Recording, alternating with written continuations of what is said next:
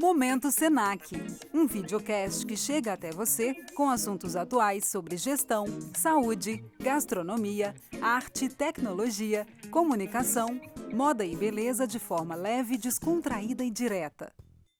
Olá, que bom ter a sua companhia aqui com a gente, começando mais um Momento Senac. Seja bem-vindo, seja bem-vinda ao episódio 31 desse nosso podcast, viu? E hoje a gente fala de um assunto literalmente delicioso, né, gente? A gente está em Minas Gerais, que é um estado que é conhecido por várias coisas, mas também, principalmente pela sua culinária, né? A culinária mineira, a sua gastronomia. Tenho certeza que você reconhece aquele cheirinho de feijão tropeiro, aquele cheirinho de pão de queijo, né? A nossa comida, tutu, o que mais? Angu, couve, frango com quiabo. A nossa comida mineira realmente é inconfundível, né? E o que mudou nessa cozinha desde os primórdios? De onde vem esse jeitinho mineiro de cozinhar? Então vamos falar disso, porque dia 5 de julho é o dia da gastronomia mineira e olha, eu que já morei em outros estados, a nossa comida ninguém faz igual, viu? E você que curte os nossos conteúdos, eu quero te lembrar que tem outros episódios para você assistir. Você que está assistindo aí na sua plataforma de streaming, a gente já fez vários podcasts aqui, vários episódios, já gravamos sobre intercâmbio, já falamos de café, falamos sobre capacitismo, então tem vários conteúdos legais para você conferir. E lembrando que você pode dar aquele feedback pra gente, né? Conta aí se você gostou, o que você está achando aí do nosso podcast, o nosso Momento Senac. Lembrando também que você pode dar a sua opinião, né? Você pode sugerir temas pra gente conversar aqui também, tá bom? E você que está assistindo pelo YouTube, vou te lembrar de clicar ali no sininho para você sempre estar atualizado dos nossos conteúdos aqui do Senac Minas. Bom, eu sou Letícia, sou uma mulher cis da pele clara, tenho cabelos castanhos escuros, ondulados com as pontinhas cacheadas, uso óculos também, tenho olhos castanhos. Hoje estou usando uma blusa de manga comprida porque tá frio aqui, e verde bandeira também, aliás, eu adoro esse tom de cor. E hoje a gente está com convidados de peso aqui no estúdio, gente. Vou começar com ele, que é o nosso diretor de hospitalidade e gastronomia aqui do Senac, Edson Pujatti. Muito obrigada pela sua presença aqui com a gente, viu? Seja bem-vindo. Obrigado, Letícia, e de fato de peso mesmo, gente. Aqui tem quase 100 quilos de muito peso. Afinal de contas é gastronomia, né? Eu também sou de pele clara, estou usando um terno cinza, de camisa azul clarinha. E vim aqui para participar desse programa maravilhoso, desse videocast, podcast sobre a gastronomia mineira. Então vai ser um prazer muito grande a gente bater um papo com essas duas queridíssimas que estão aqui, Marcinha e Juliana, que são realmente, para mim, as mais importantes aqui dentro de Belo Horizonte, dentro do cenário da cozinha mineira. Que apresentação, né, gente? Eu ia continuar aqui a apresentação, mas ele já fez essa... Bom, a gente tem também, como o Pujatti já mencionou, a chefe historiadora Ju Duarte, ela que é proprietária da Cozinha Santo Antônio. Ju, é um grande prazer ter você aqui com a gente. Obrigada pela participação. Prazer é todo meu, eu que agradeço. Na sequência, a gente tem aqui do meu lado a Márcia Nunes, ela que é proprietária do Dona Lucinha Restaurante. A gente agradece também a sua presença aqui. Obrigada pelo convite, estou muito contente com esse encontro aqui. Gente, então, o assunto hoje é gastronomia mineira. Dia 5 de julho a gente tem essa homenagem, né? A nossa cultura, esse nosso tempero tão mineiro, tão peculiar. E o tema do nosso podcast é Cozinha Mineira ontem, hoje e amanhã. Eu queria que cada um de vocês me dissesse qual sabor que primeiro vem à mente, assim. Quando a gente fala cozinha mineira, comida mineira, aquela comida que nos remete à infância.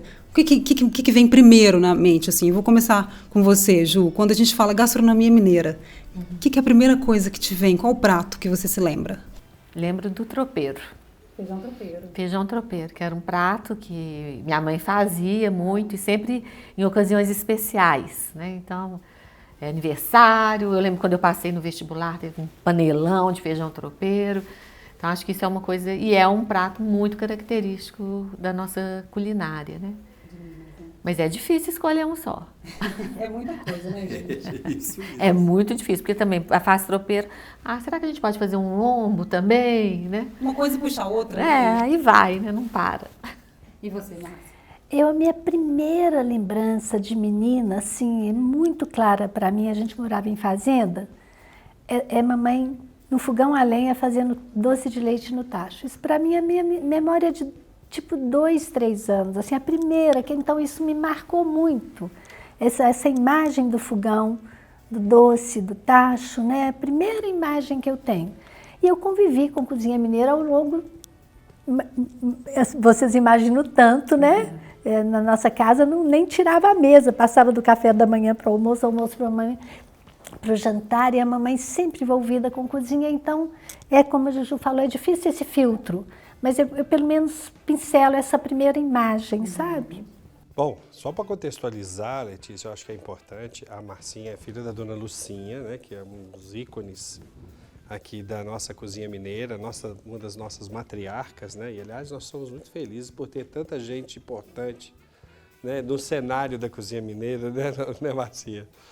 Mas eu vi que vocês falaram de prato, você perguntou prato, eu vou sair um pouquinho do prato, porque se for para falar de afetividade de infância, eu posso te dizer que o que mais que a minha memória afetiva maior era das quitandas, você acredita? Porque eu tive o prazer de ter 3 vós. Né? A minha mãe teve uma mãe de criação, então eu tinha a avó biológica e a avó de criação, né? A avó que criou a minha mãe. E tinha a minha avó por parte do meu pai, então eu tive 3 avós. Né? Então, e a minha avó de criação, né, que era a mãe de criação da minha mãe, ela era uma quitandeira de mão cheia. Semanalmente tinha, a quarta-feira, ela tirava para encher as latas de quitanda. E eu me lembro que tinha os cheiros das quitandas, era muito forte. E em alguns momentos até fazia a gente chorar, mas não era chorar de emoção, não, chorar por causa do amoníaco, que tinha muitas rosquinhas de amoníaco. Isso é memória afetiva, que hoje a gente nem vê mais, né? Eu hoje nem ouve falar mais do tal do sal amoníaco. Sal amoníaco. O nome é rosquinha de amoníaco. Rosquinha de amoníaco. Então, assim, isso é uma lembrança afetiva que é bem, quitanda também, que é bem forte da nossa cultura alimentar, né? O fogão a lenha também era uma coisa que me chama muita atenção, porque a cozinha mineira dessa época, da época da minha infância pelo menos, né? Alguns aninhos atrás, não faz muito tempo, era muito forte a presença do fogão a lenha. Então, a chama, a lenha queimando, a fumaça, aí se confundia às vezes com o cheiro do café, enfim. A cozinha é a nossa sala, né? Então você passa muito parte do tempo, né? Você passava muita parte do tempo na cozinha. Isso é muito legal, porque eu acho que faz a gente também pensar que falar de comida mineira não é falar de um prato, né?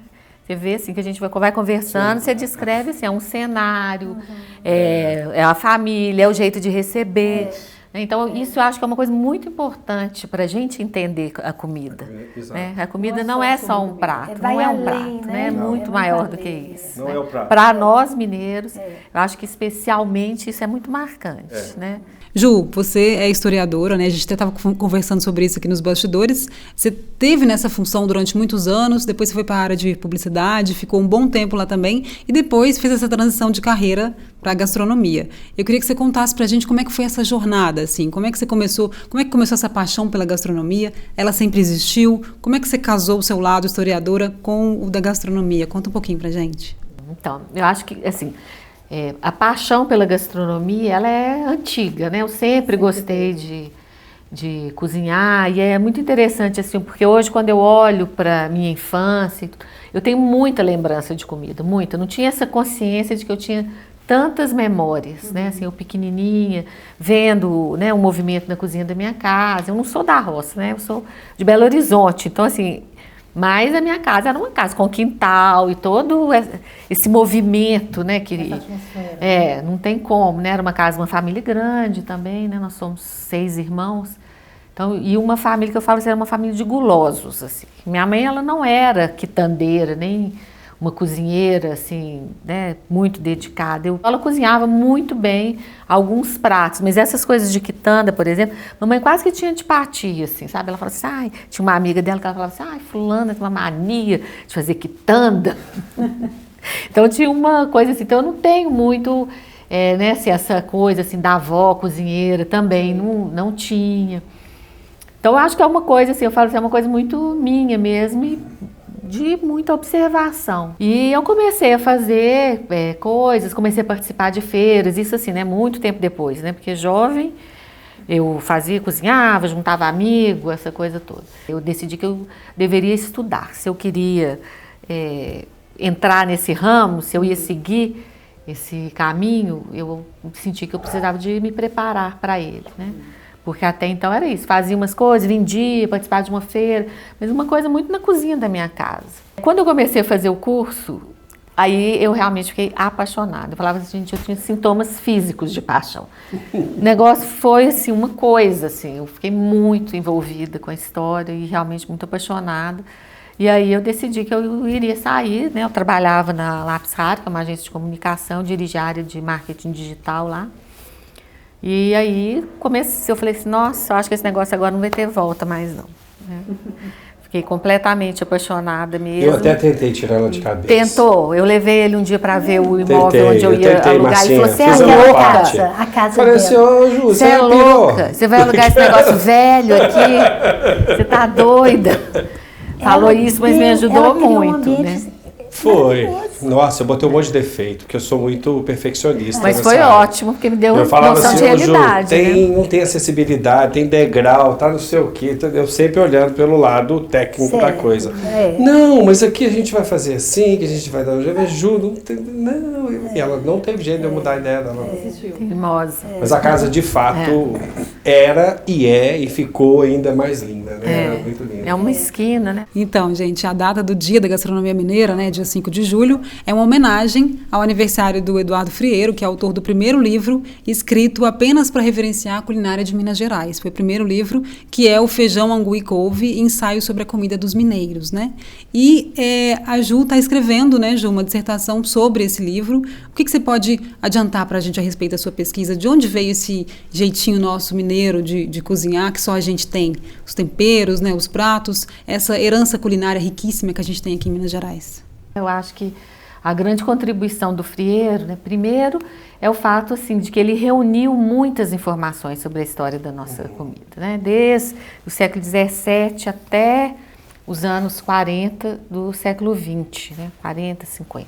Ele fez um trabalho, né, muito extenso, né, mesmo sendo um ensaio, né, ele escolheu esse formato, então, que eu acho que é muito característico dele, porque o Frieiro é um intelectual, né, um intelectual muito interessante. Autodidata, né? Ele foi um autodidata, né? E ele tinha um gosto muito grande pela controvérsia, assim. Então, assim, o negócio dele era ser contra, né? Então, ele mesmo fala que ele gostava muito de olhar o avesso das coisas, né? Então, ele começou esse trabalho dele a partir de do trabalho do Alceu Amoroso Lima, que dizia, né, ele fez um livro sobre Minas Gerais falando que mineiro comia mal, né? Isso pra gente, né, é inconcebível, né? Então ele começa a discutir primeiro, assim, isso é muito importante, né, porque ele fala assim, mas quem é o mineiro? Né? Porque ele diz que mineiros são pelo menos 5, né? Tem o mineiro do norte, tem o mineiro do sul, tem o mineiro da zona da mata, tem o mineiro do centro, sempre falta um. E o do Triângulo, do Oeste, né? Então, são 5 tipos. Como é que a gente vai olhar para esse povo, para essa diversidade e dizer que é tudo igual? Não pode. Né? Então, acho que isso é um ponto muito importante do trabalho dele. E aí responde um pouco a sua pergunta.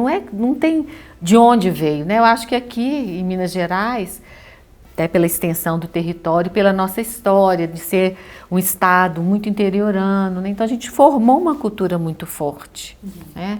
E, de certa forma, não vou dizer protegida, né? Mas era difícil o acesso aqui no início da povoação. Então, eu acho que a gente foi formando, né, e cuidando muito da nossa cultura, que é outro ponto importante. Então, assim, a gente vê às vezes algumas discussões, né, a respeito da comida mineira, que é a mesma comida do paulista, que é a mesma comida de Goiás, que é a mesma comida de não sei o quê. Se a gente olhar para a comida como sendo um ingrediente, a gente vai mesmo encontrar muita similaridade. Agora, a forma como a gente cuidou da nossa comida ao longo aí de pelo menos 300 anos de história, nos diferencia, né? E nós, mineiros, nos identificamos com essa comida também, porque não basta dizer que essa comida e tal, mas a relação que o mineiro tem com a comida fortalece a nossa identidade também. Você não põe um prato na mesa, né, Márcia? Sabe? Quando você serve uma comida, você está colocando...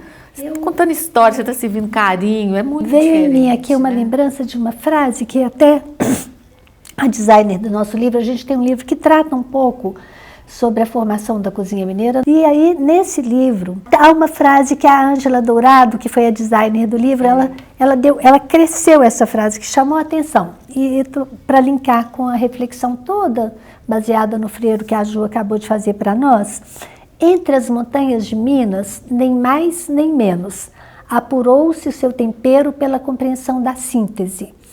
Porque todo aquele capítulo de conclusão nosso era o entendimento de que a cozinha mineira faz uma síntese étnica.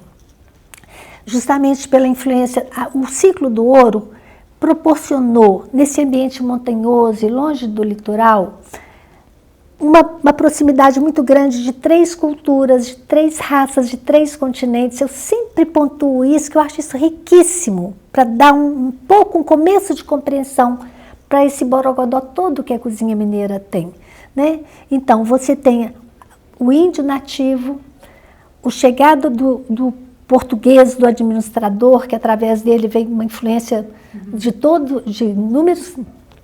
mundo colonizado, né? Porque através de Portugal, influências até asiáticas e tudo, chegou tudo aqui. E a necessidade maciça de mão de obra para a mineração, que foi então a presença forte de africanos, né, sobretudo de regiões muito específicas que tinham o domínio da técnica da mineração. Então, bom, isso provocou uma necessidade natural assim de fusão de conhecimento, de técnicas, né? E então formou-se aqui uma cozinha com utensílios, saberes, ingredientes afro-indígenas e europeus, de modo muito equilibrado. Então, não é? Há uma fusão de Você percebe influências. Isso nos pratos, né? Nos tradicionais, eu gosto de citar um prato, eu falei, vamos matar a cobra e mostrar o pau. Frango com quiabo e angu. O quiabo é nativo da África, o frango veio da Europa e o angu é fruto do milho nativo. Então, diante disso, eu penso, a cozinha mineira tem na formação dela, ela é universal, ela tem sabor universal. Então, isso dá a ela uma solidez muito grande, porque justamente se ela nasceu de uma síntese de povos de 3 raças, de 3 continentes que se fundiram. E eu achei muito curioso que a época que a gente tinha essa reflexão, foi publicado no Departamento de Biologia da UFMG, uma pesquisa que estava estudando o genoma do brasileiro. Não sei se eu já te falei sobre isso. E a pesquisa espelha um resultado exatamente tal qual isso que a gente estava fazendo meio que pela intuição. Que isso está no estudo do genoma regional brasileiro. O norte é evidentemente indígena, mais indígena, o sul é europeu, o nordeste é sobretudo africano, mas na nossa formação do genoma do povo do sudeste, sobretudo dos mineiros, nós somos 34% africanos, 33% índios e 33% brancos. Está no nosso genoma esse equilíbrio. Então a cozinha também... Ela sofre essa influência. Eu vi uma entrevista que você deu com a sua mãe ainda, na época. Eu imagino que seja o mesmo livro que você citou aqui pra gente, que tem uma frase nesse livro que a repórter fala com você, que é: o primeiro ingrediente que se põe na panela é o amor. É uma frase que está nesse livro. Eu queria que você contasse para a gente, afinal de contas, cozinhar é um ato de amor, né? Queria que você contasse para a gente um pouquinho dessa sensação sobre cozinhar com afeto. O primeiro ingrediente que se põe na panela é o amor. A mamãe via a comida como comunhão. Sabe, ela uma pessoa de uma generosidade muito grande, muito humanizada, humanizada de verdade, convivia com uma comunidade muito pobre. Ela sempre teve lado, assim, um olhar, sabe, para a comunidade e, sobretudo, uma coisa que eu pincelo, que é o mais distingue na biografia dela para mim, foi a mulher professora. Tudo dela nasceu com a visão de educar, entendeu? Então, esse primeiro ingrediente que se põe na panela e todas as outras coisas, vem de um gosto de transmitir. Ela, por exemplo, escrevia para chamar a atenção das crianças, ela fazia, e eu tenho cópia, sobretudo do milho, que é maravilhoso, ela fazia em rimas um registro, por exemplo, da cultura do milho, da cultura da mandioca, do queijo, mas para a criança tomar interesse, a criança da escola rural do tempo dela, aquilo era objeto de vergonha, mas ela então, como educadora, ela via que havia uma desconsideração com esse patrimônio cultural nosso, que essa cultura maravilhosa que a gente tem, a gastronômica, que envolve todo um contexto que a gente já falou, vai muito além do alimento, mas ela via naquilo uma riqueza, mas percebia que havia uma autoestima baixa por isso aí. Por exemplo, as crianças escondiam no mato quando levavam um alimento muito rústico, uma banana da terra assada no borralho. Não comiam assim. Ela tinha, então, ela queria levar isso para a mesa, mas como educadora, dizer a eles, isso é bom, vamos aprender, vamos comer, isso é o que a gente tem. A partir daí, que ela faz uma trajetória muito bonita, né, que hoje ela tem esse nome tão marcado como reconhecimento na gastronomia mineira, ela faz isso para fora da escola. Ela vem para a capital e fala, vamos pôr batata doce, chuchu, cará sobre a mesa. Então ela abre um restaurante com aquilo que ninguém jamais tinha feito. Já havia restaurantes anteriores ao dela, mas com cozinha assim, da mais simples possível, do lugar que ela vem. Todo o cardápio que ela trouxe foi exatamente aquilo que se comia naquela região. Ela tinha o conceito até, eu penso, chefe, de terroir, porque ela fala, a cozinha que eu represento é a cozinha do Nordeste de Minas. É isso, então ela criou no restaurante trazendo isso. E, inclusive, dentro da família, nossa, tias, falando, Lucinha, você tá louca? Você vai levar para a capital? Você vai pôr em restaurante angu? Batata doce? É quase um sacrilégio. E ela via nisso. Então, eu acho isso, e há 33 anos já era inaugurando o restaurante. Ela defendendo isso que hoje a gente tem reconhecimento da academia, né, de vocês aqui. Da academia, a sociedade, os intelectuais todos, e o povo hoje tem apreço por isso. A gente fazia, mas fazia meio... Então, essa frase... O mineiro tinha muita vergonha do que comia, né? Tinha vergonha. Tem uma passagem de Frieiro, que ele fala um pouco sobre o povo de Mariana, né?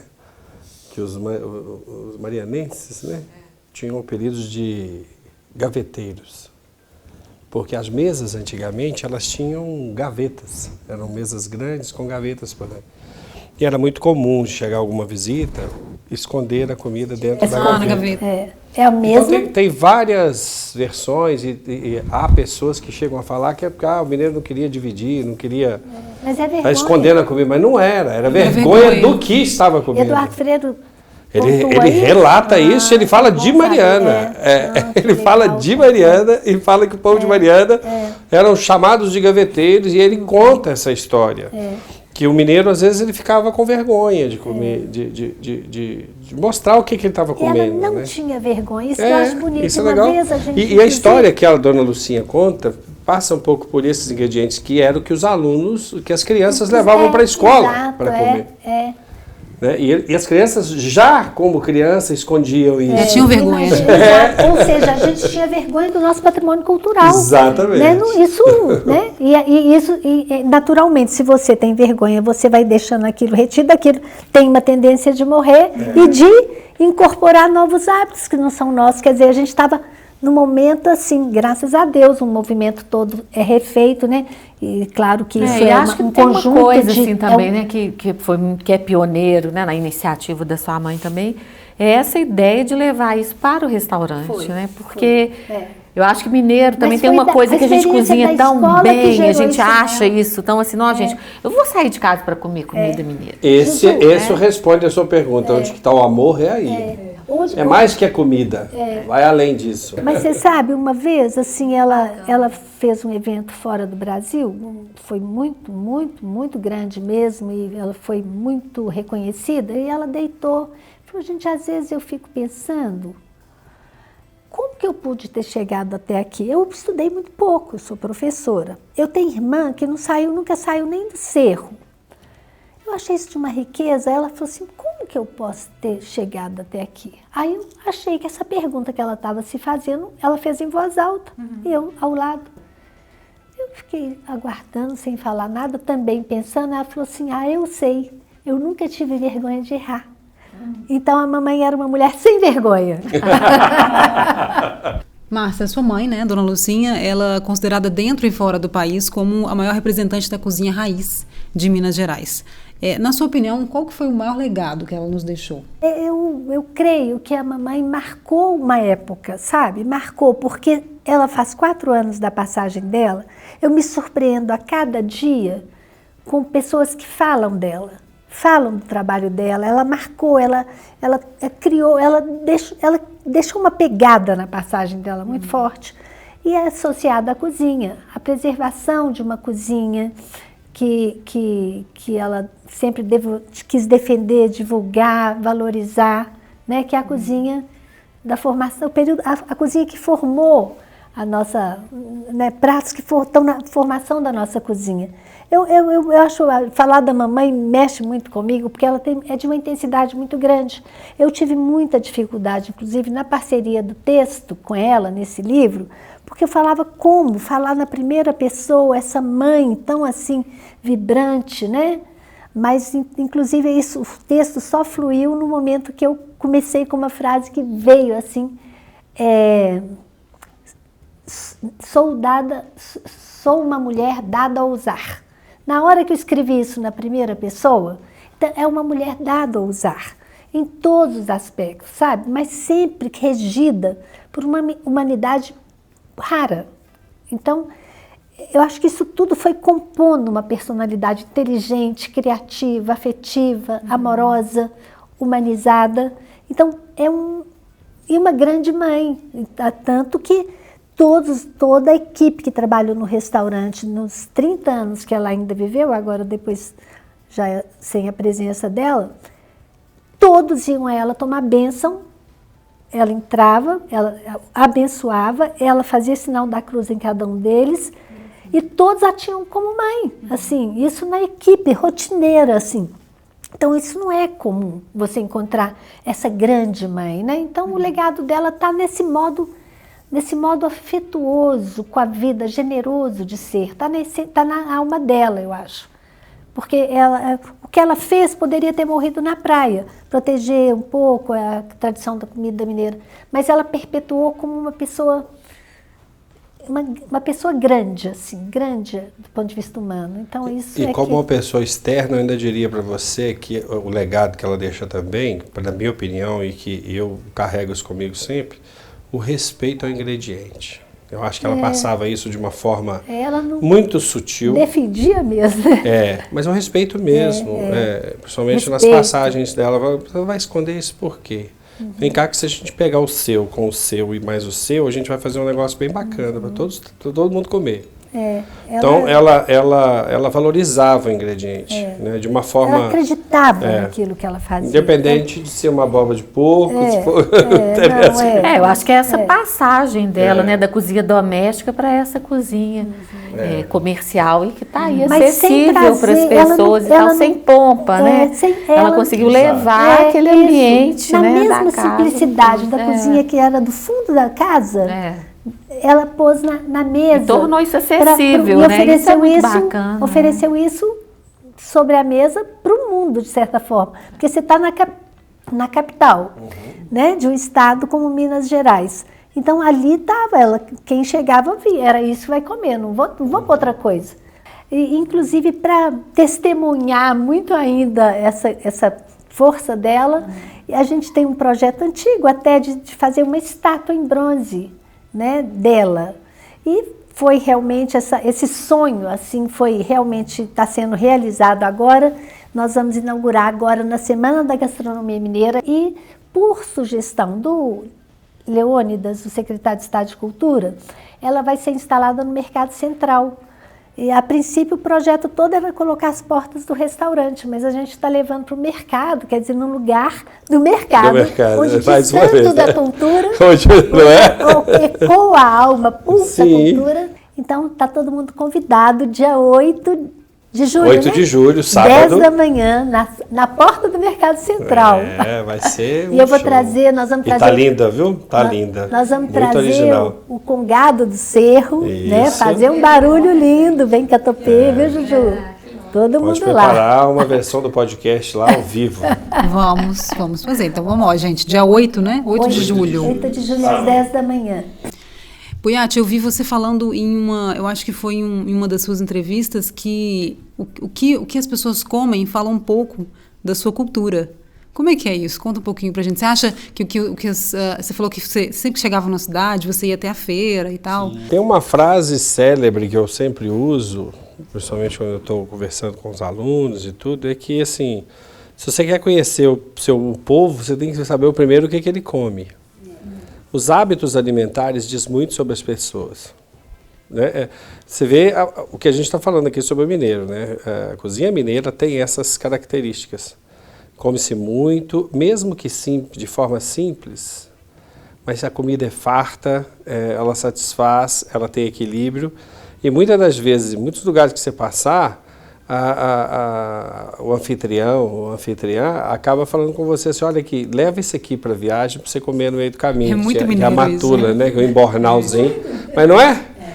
E se você não levar, é desfeita, né? Não tem que levar, porque, pô, mas eu já comi pra caramba, eu vou levar. Não, leva, porque na viagem você vai ter já entra, já tá tudo aceito no café. Então, assim, eu sou um piolho de mercado, adoro o mercado, porque o mercado é o lugar mais original que tem numa cidade, ou no município, ou no vilarejo, onde quer que seja.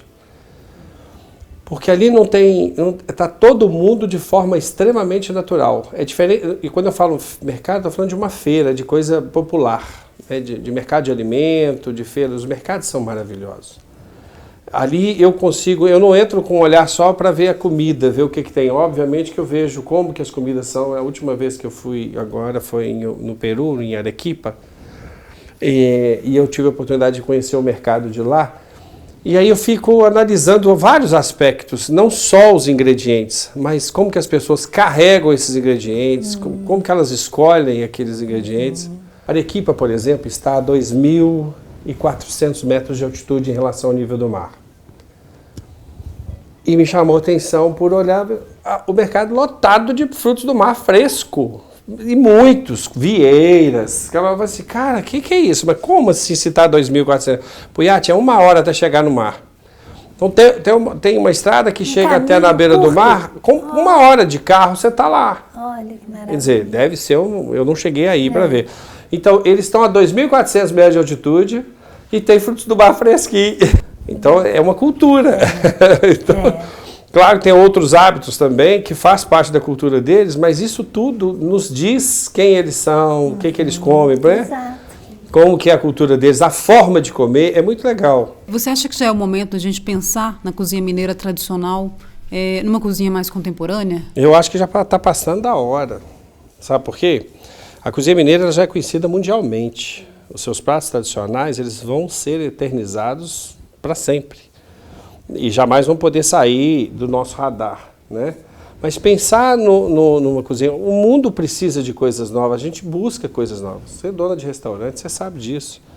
O cliente que mais assíduo, ele sempre fala, e tem alguma coisa diferente hoje? Porque ele já conhece o seu cardápio todo. E quando ele fala no diferente, ele não está querendo comer uma comida, por exemplo, 100% japonesa. Ele não foi lá para isso, ele gosta daquele estilo que o restaurante tem. O estilo do restaurante da Ju é mineiro.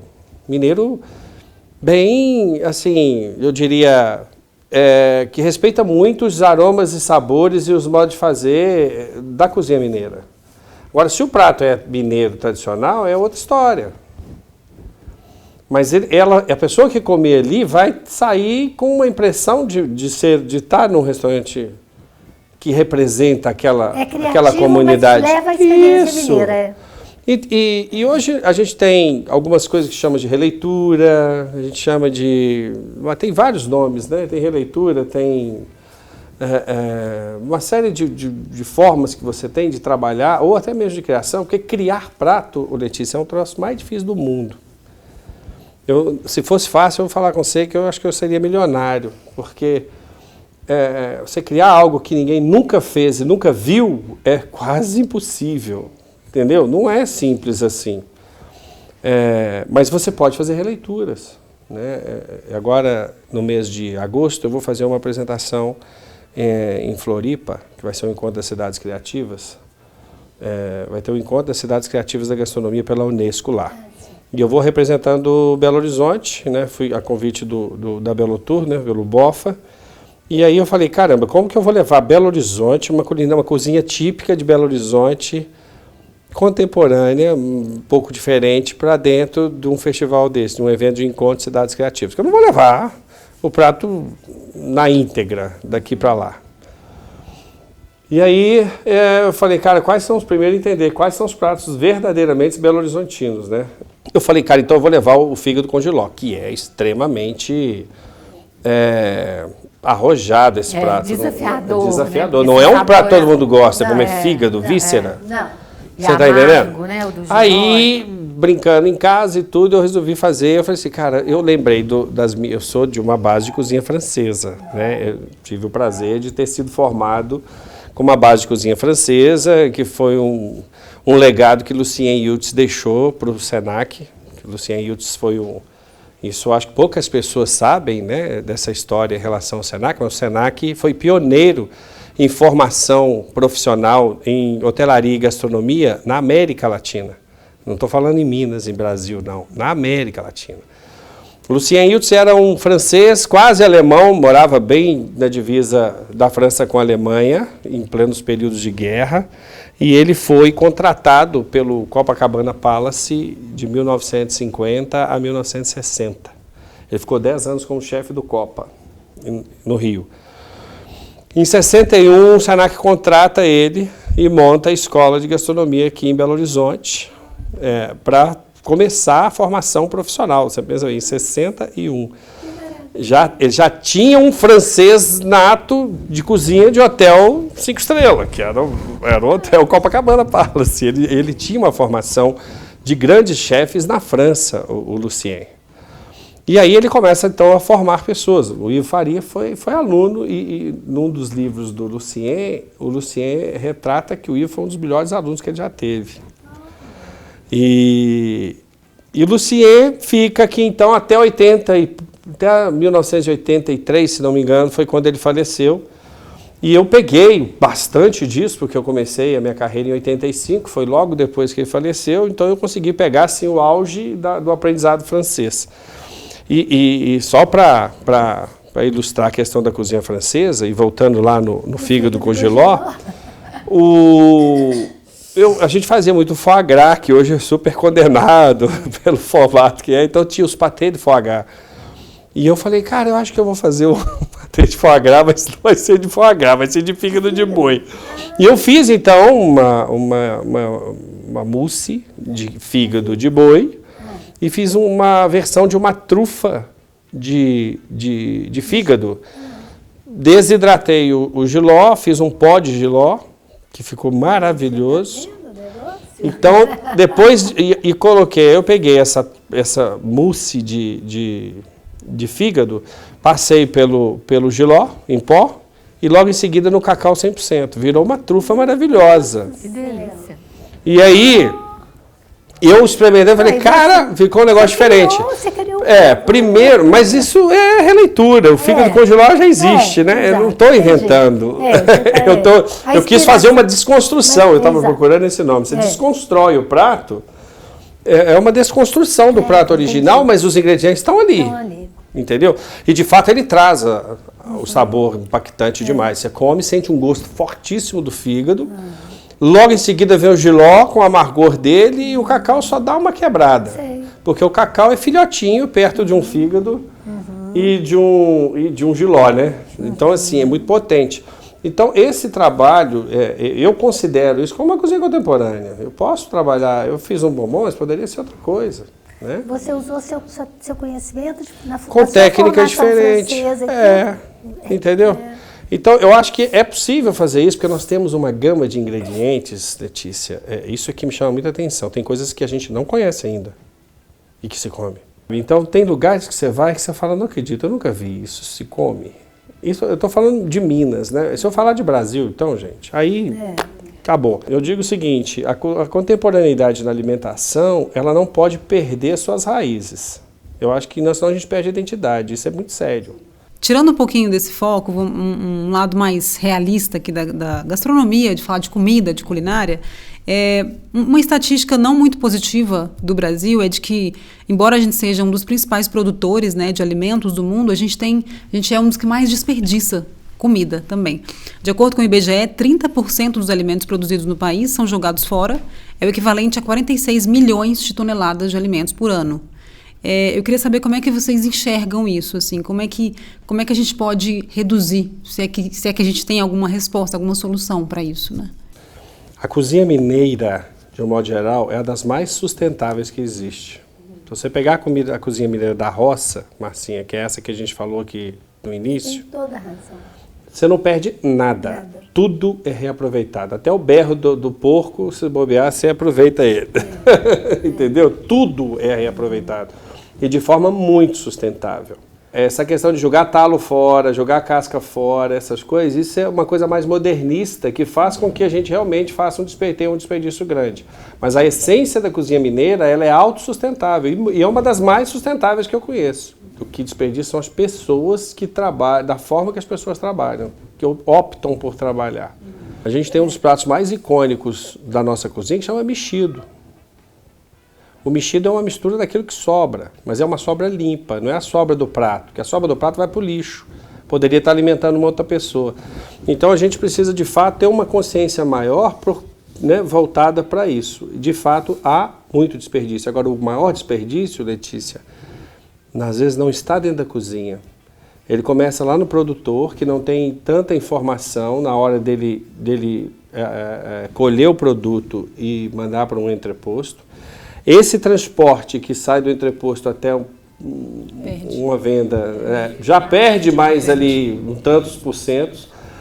Dentro da unidade de venda, que seja o mercado, o sacolão ou o que for, ainda perde muito mais ainda até chegar na sua casa. Chega na sua casa, você compra em demasia, vai estragar também, vai para o lixo.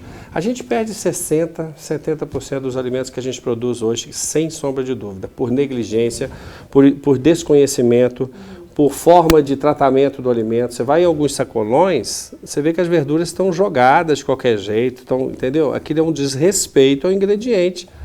As folhas vão ficar machucadas, vão ficar feias e aí aquilo vai para o lixo. Isso é desperdício. Então, é uma questão cultural que a gente precisa mudar. Tá? Eu acho que isso é um papel, inclusive, nosso do SENAC.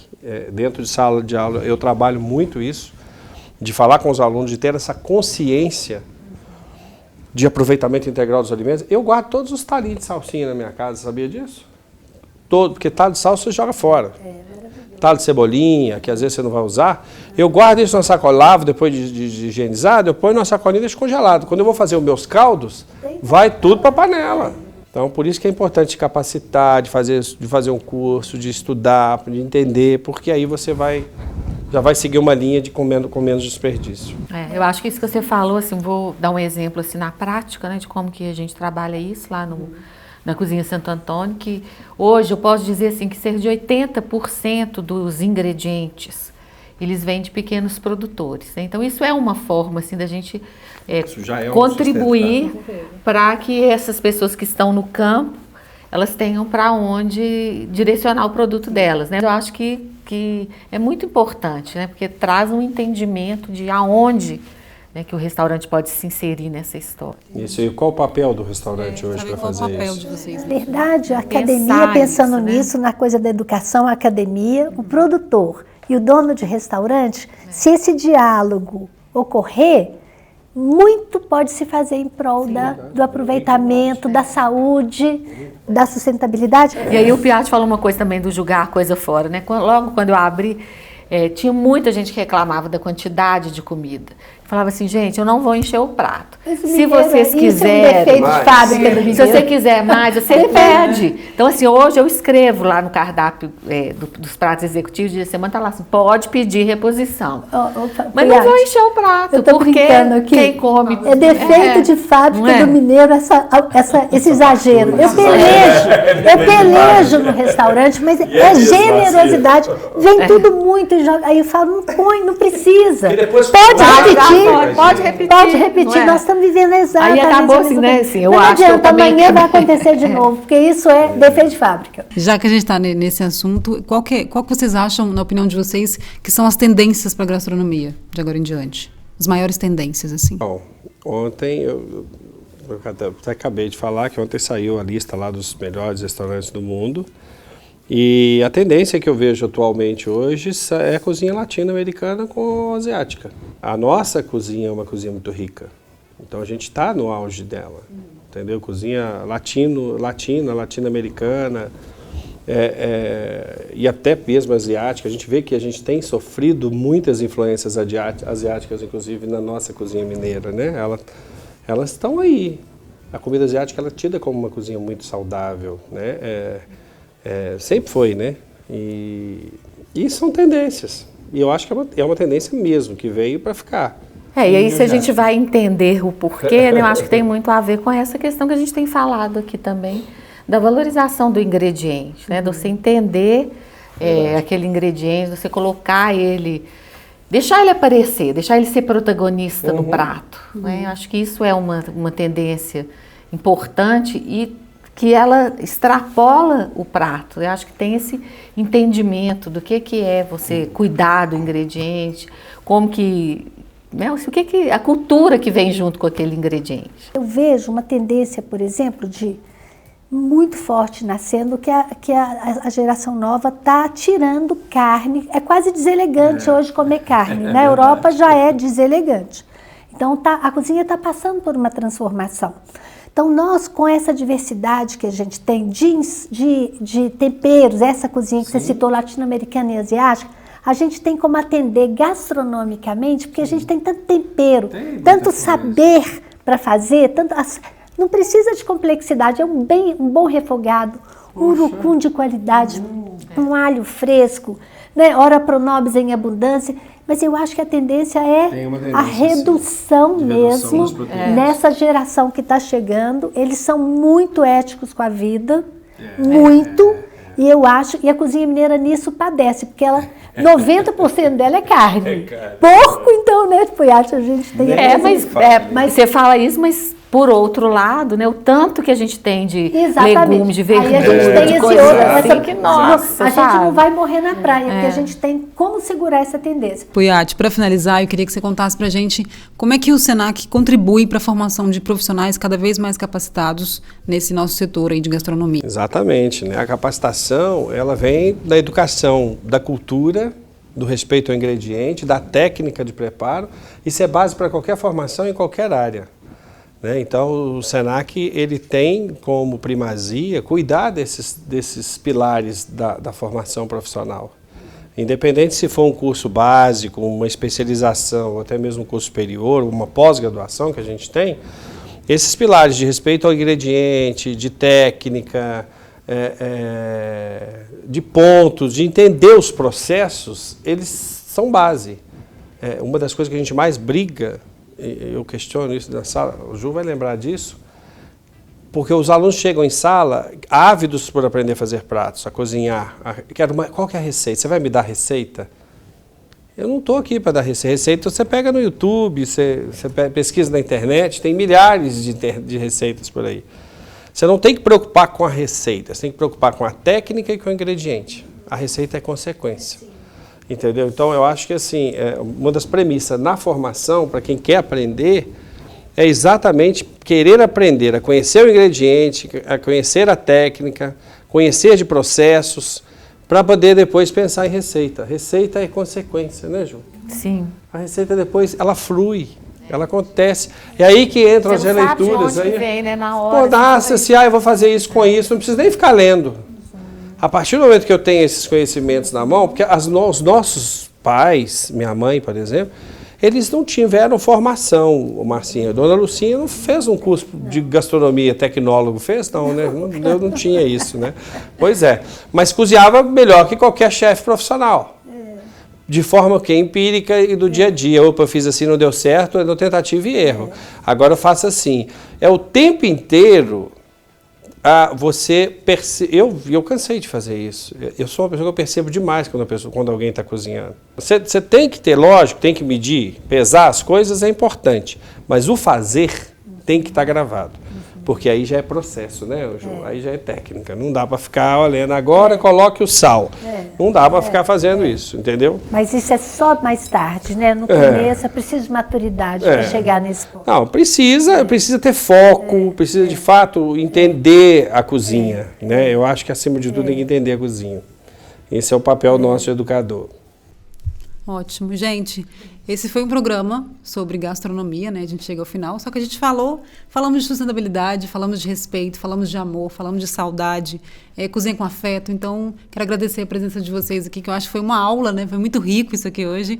Muito obrigada pela participação de vocês. Sejam sempre bem-vindos aqui ao Momento Senac, tá bom? Obrigada. Que bom. Obrigado, Letícia. Obrigado a todos aí. Terminando mais um Momento Senac, ele está disponível na sua plataforma favorita. Lembrando que você pode acessar também o nosso site e as nossas redes sociais. Momento Senac ficando por aqui comigo, Maria Letícia, e sempre com convidados mais do que especiais aqui para você.